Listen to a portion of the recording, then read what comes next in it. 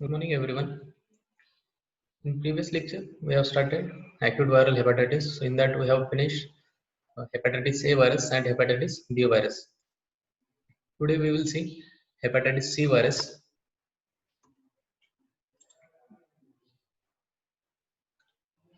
So hepatitis C virus, as we all know, it is an RNA virus which belongs to the Flaviviridae family. So in previous lecture, I have told that even though there are various types of hepatic viruses, but they does not belong to the same family. So this hepatitis C virus, it belongs to the Flaviviridae family. At least 6 distinct major genotypes and minor 7 genotypes are there in hepatitis C virus, as well as more than 50 subtypes within the genotypes of HCV. It has been identified. So that means there is no a single strain of this HCV virus. There are at least nearly 6 different major genotypes and 7 minor genotypes they have been identified, as well as it has more than 50 subtypes within these genotypes. So in India, genotype 3 is the commonest. So you will get the information about this virus in the medicinal books of in detail in Indian context, because it is one of the most common virus which infects many people in our India. If we talk about the pathogenesis of this virus, so there is no exact mechanism of how hepatocellular injury occurs in this HCV infection. However, initially, this hepatitis C virus induced liver injury, it was considered to be cytopathic. But now recent data, it suggests that the host immune responses to the HCV infected hepatocyte. So what is mean by this sentence? That is mostly whatever pathology, or you can see the clinical picture which is seen in hepatitis C virus, it is mostly because of host immune response to the HCV infected hepatocyte. That means the hepatocytes or liver cell which gets infected by this virus, that gets attacked by our immune system. So that means there is no direct attack or direct immune response against this HCV virus, but that immune response, it is against the hepatocytes which gets infected by this hepatitis C virus.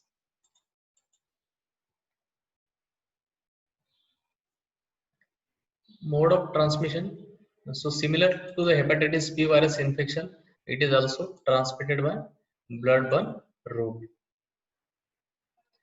Transmissibility of hepatitis C virus, it is much lower than that of hepatitis B virus. So in previous slides, in previous lectures, we have seen that HPV virus, it was readily transmissible. It, uh, it can easily transmit to other individuals through this blood-borne route, but in case of hepatitis C virus, the transmissibility, it is lower than hepatitis B virus. Means it will not get easily transmitted to the other individuals. More than 80% of Indian patients with chronic hepatitis C infection, they are either transfusion recipients or undergoing hemodialysis. Means out of 100 patients, nearly 80% patient, they get hepatitis C virus infection either by transfusion or the patient who are in undergoing hemodialysis.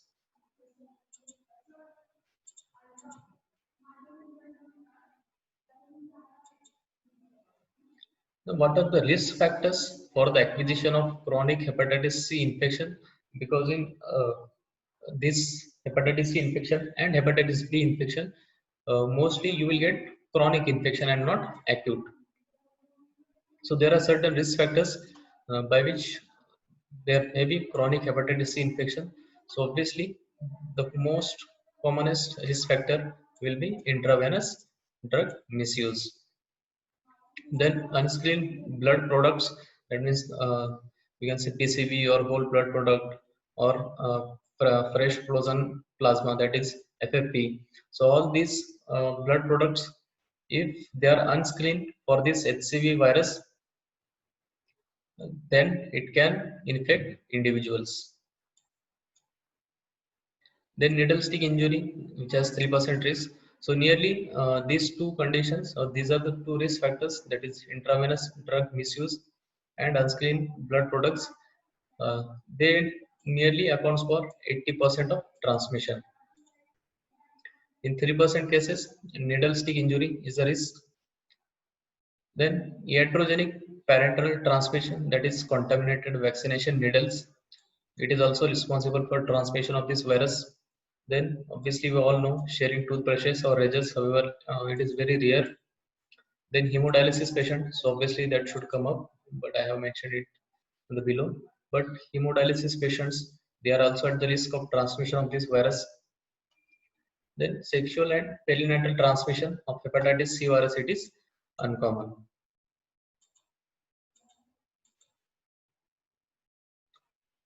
If we talk about epidemiology of this virus, so worldwide prevalence of this hepatitis C virus infection, it is around only 1%, with marked geographical variation. That means you will get geographical variation in different countries. The HCV carrier rate in India, it is around only 1% to 2%. That means a person who gets infected with hepatitis C virus, so there are only 1% to 2% chances are there that he may become a carrier. So in India, thereby nearly 15 million people in India, they are affected with this virus. This hepatitis C virus, it is responsible for 20% to the 30% of patients with chronic liver disease. So that means those patients who has chronic liver disease, so in that nearly 20% to 30% cases, it belongs to the hepatitis C virus infection.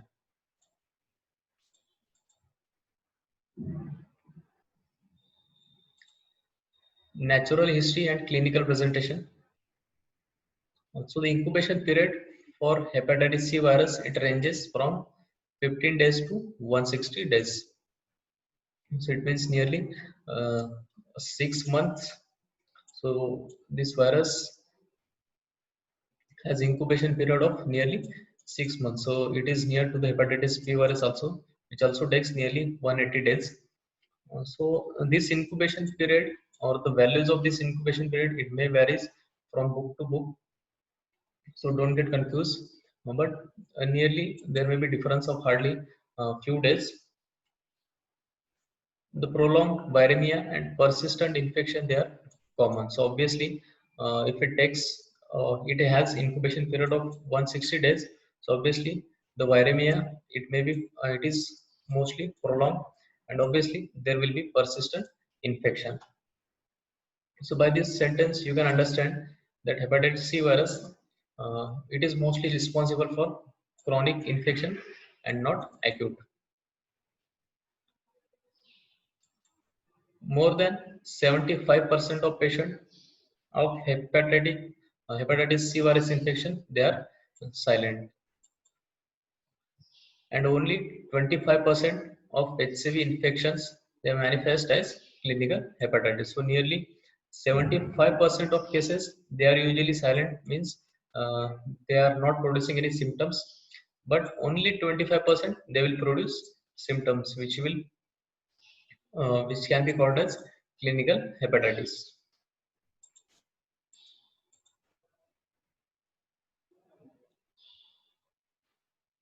Acute symptomatic infection with hepatitis C, it is rare.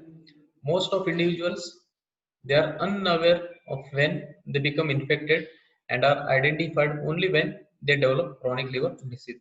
So this virus, it is so silent that most of individuals, they are unaware that when they become infected, and it becomes obvious, or you can say detectable or identified only when that virus, it develops chronic liver disease.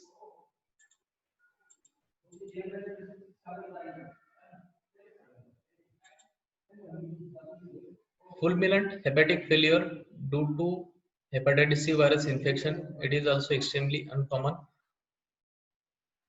Nearly 50% to 85% of patients with HCV infection, they develop chronic infections. So those who get infected with hepatitis C virus, nearly 50% to 85% they will get chronic infection, and out of this 85%, nearly 60% to 70% they develop chronic hepatitis, and 30% develop cirrhosis, and 15% develop hepatocellular carcinoma. So nearly that means if 85 patients they get infected with hepatitis C infection, they will go into chronic infection. So if once a patient has chronicity of this hepatitis C virus, so among this chronic infection, nearly 60% to 70% they will have chronic hepatitis, nearly 30% they will have cirrhosis, and nearly 50% they will have hepatocellular carcinoma.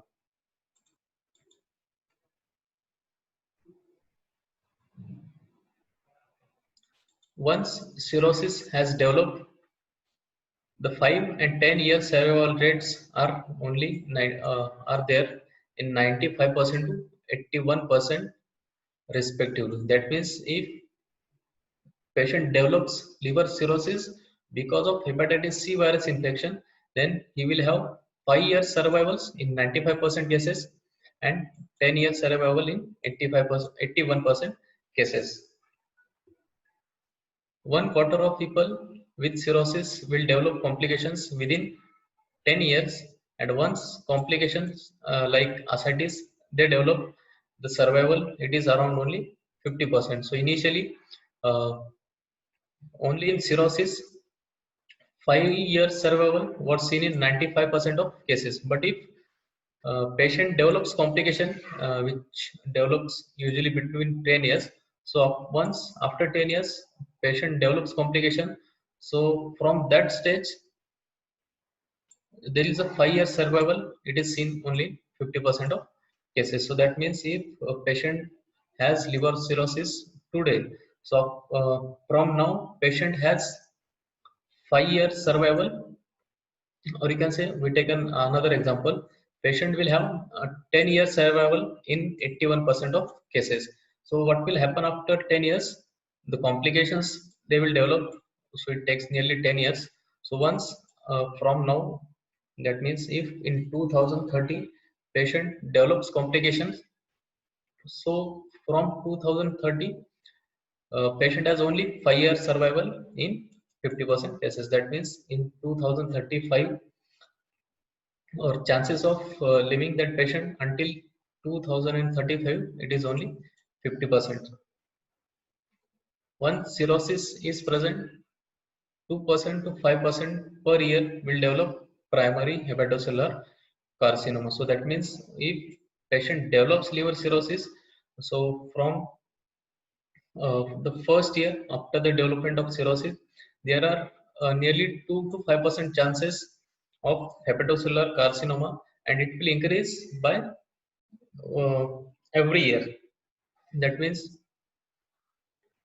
into suppose patient has liver cirrhosis now, and that is in 2021, so it is suppose July, so in August patient has 2 to 5% of developing hepatocellular carcinoma, then in September it will get increased to 4%, so and in October it will again increase to 6%. So this is how it will increase uh, the ratio, or you can say the percentage of developing hepatocellular carcinoma.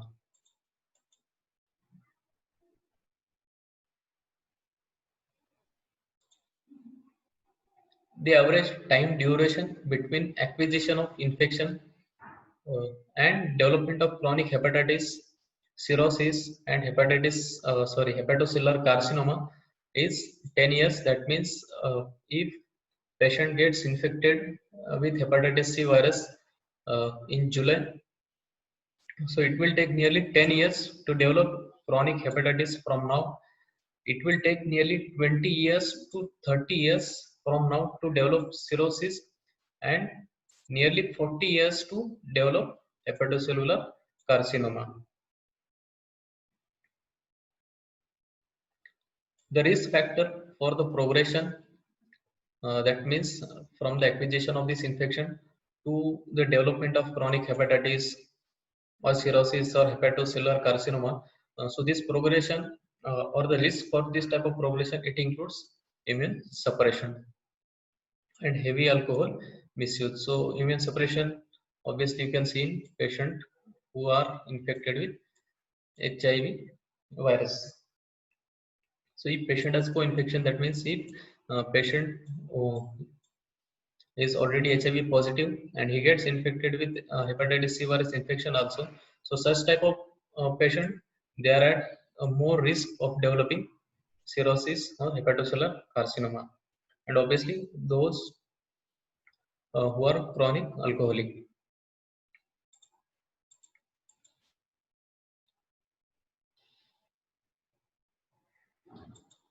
The diagnosis of this hepatitis C virus infection, so it depends on the detection of anti-V HCV antibodies. That means once patient gets infected with,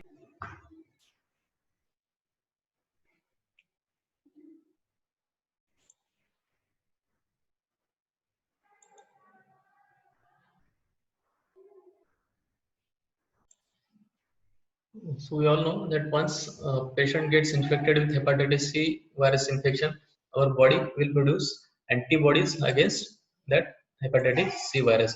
So the diagnosis of this hepatitis C virus infection, it depends on the detection of HCV antibodies in our serum. In acute hepatitis C virus infection with serum, HCV RNA, they can be detected within 1 to 2 weeks of exposure, while elevation in liver enzymes like ALT, it will occur in 2 to 8 weeks after exposure. It takes time, nearly 4 to 6 weeks, uh, to develop hepatitis C antibody after exposure to the hepatitis C virus.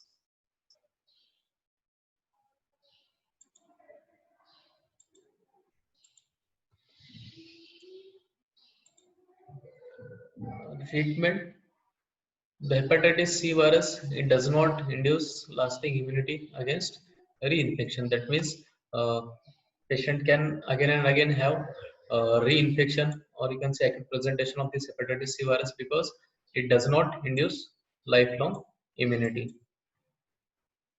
More than 50% of patients with acute hepatitis C infection, they develop chronicity. So that we have already seen in previous slides. The treatment of acute HCV infection, after 12 weeks, it is recommended, as spontaneous resolution at this stage is unlikely.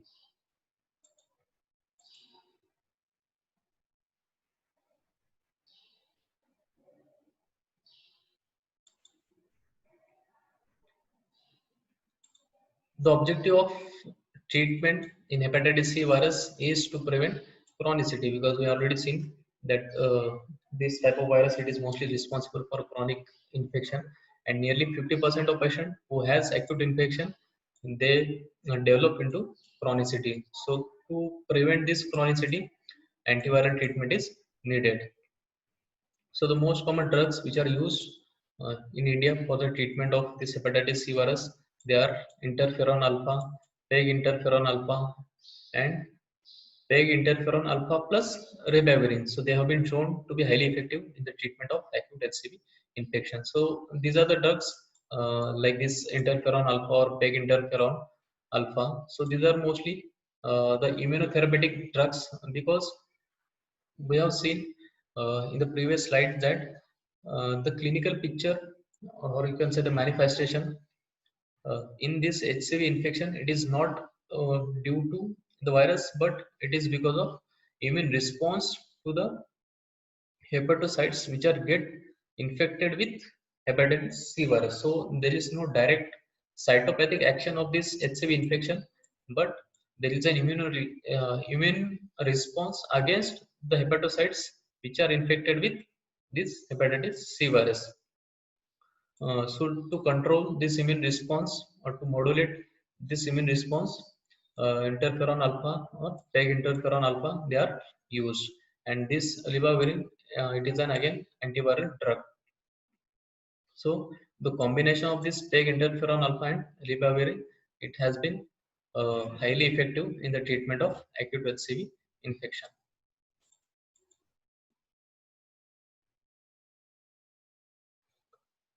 Now the prevention of this hepatitis C virus.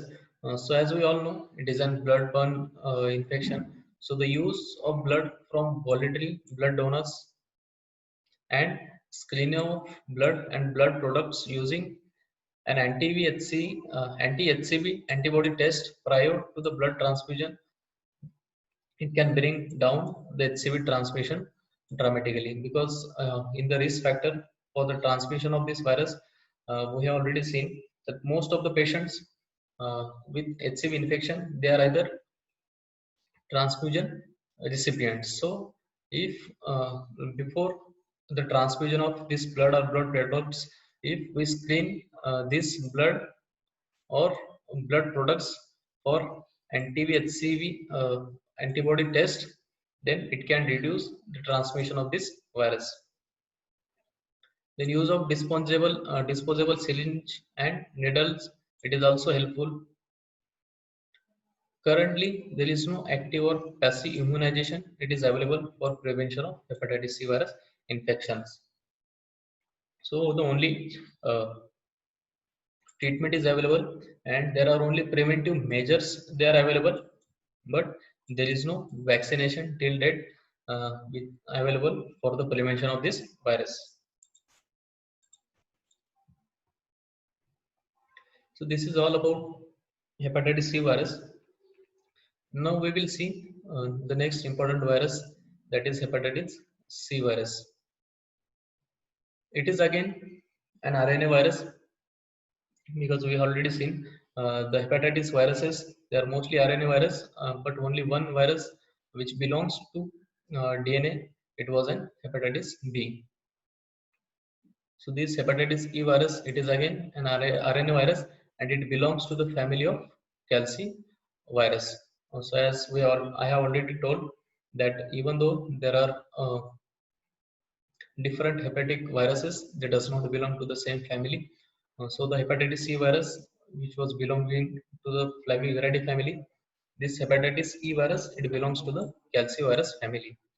The incubation period, it varies 2 to 9 weeks with mean of 6 weeks, and it is predominantly transmitted by fecal-oral route. So the similar to the hepatitis A virus, this virus it is also predominantly transmitted by fecal-oral route. Rarely parenteral transmission, person-to-person transmission, and vertical transmission it has been documented. So the mostly this virus mostly spread through the fecal-oral route, and rarely parenteral route. That means through intravenous drug misuse or through transfusion, or person-to-person transmission. It is also rare, and vertical transmission, that is from mother to fetus, it is also rare.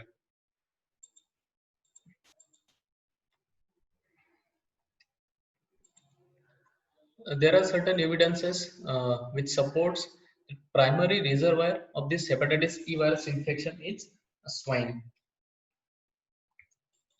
and and because of this, it may account for mostly subclinical infections in non-endemic areas.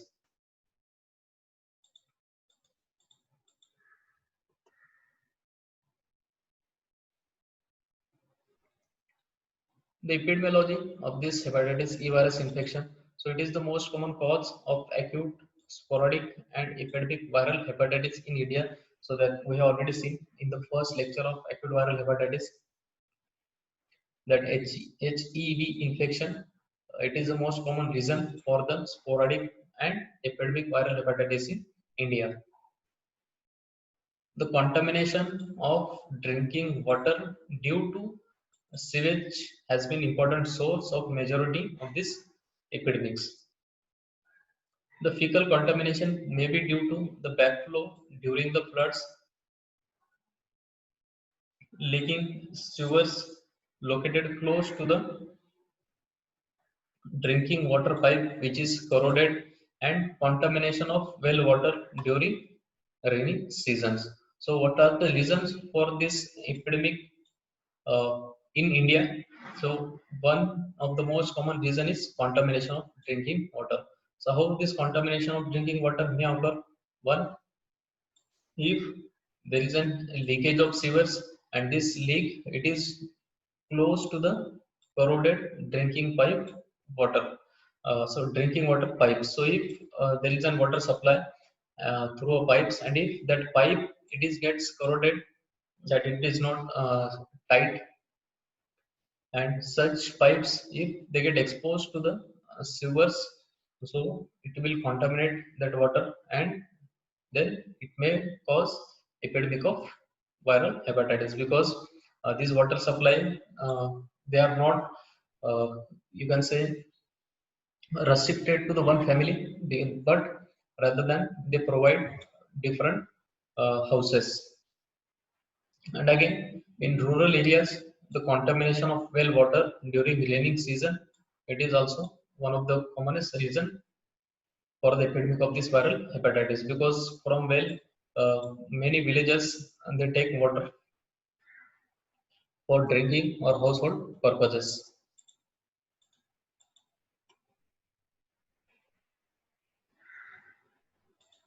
An epidemiological uh, feature that distinguishes from hepatitis E virus from other enteric agents is the rarity of secondary person-to-person spread from infected person to their close contact. That means person-to-person spread of this virus, it is a rare in hepatitis E virus.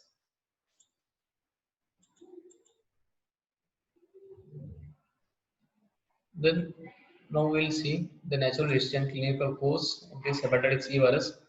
So the clinical manifestation of this hepatitis E virus, it ranges from asymptomatic infection to the ecteric hepatitis to the fulminant hepatic failure. So that means this virus, it can be asymptomatic or it can develop into ecteric hepatitis, and again it can progress to the fulminant hepatic failure. The prodromal symptoms, they are similar to the other forms of acute viral hepatitis. The cholestatic hepatitis with jaundice, striking jaundice and itching, it may last for several months, and 20% to 30% of patients with acute HEV infection. That means if once patient gets infected with hepatitis E virus, so in that cases there are nearly 20% to 30% of patient, they may in that patient, nearly 20% to 30% of patient, the jaundice and itching, it may last for several months.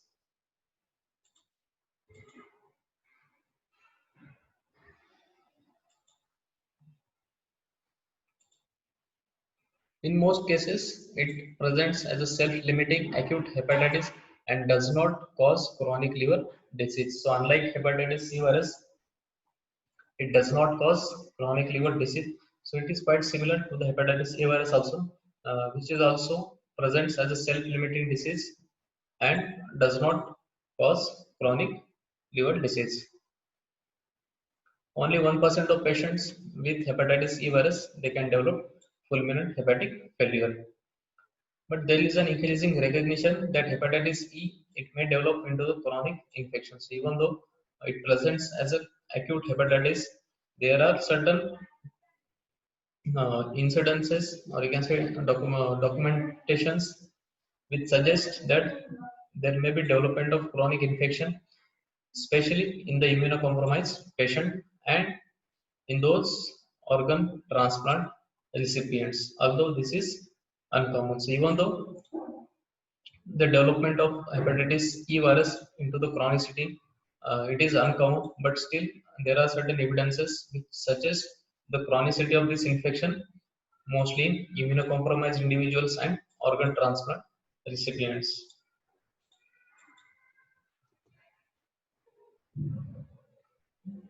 The pregnant female, especially during second and third trimester, they have high attack rates, and 10% to the 12% chances of fulminant, fulminant hepatic failure.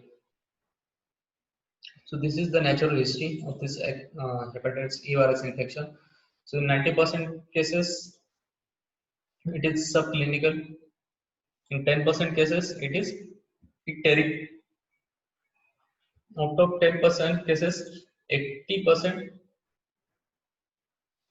they will develop fulminant disease, and mostly it has complete recovery, whereas out of this 1% they may develop fulminant hepatic failure. So in both the cases, in subclinical also and in icteric hepatitis also, it has complete recovery.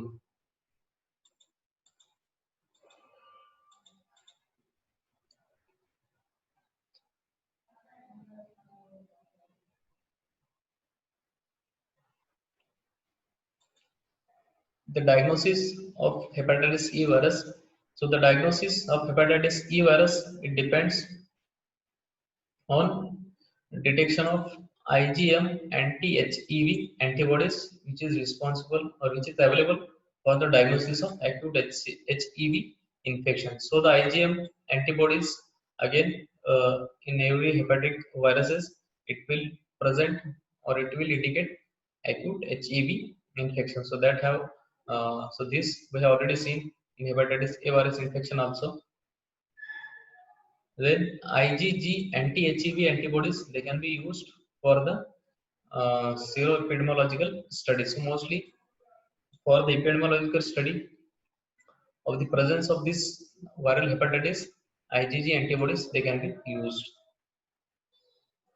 The virus can be identified in feces, bile, and liver, but this is not used in clinical practice. So we have already seen that this virus, it is mostly transmitted through fecal route. So the many individuals, they can shed this virus into the feces. So this can be identified by examination of feces and also bile and liver, but they are not commonly used in clinical practice because usually IgM anti-HEV antibodies, they will confirm the diagnosis of this HEV infection, and hence this method is not commonly used.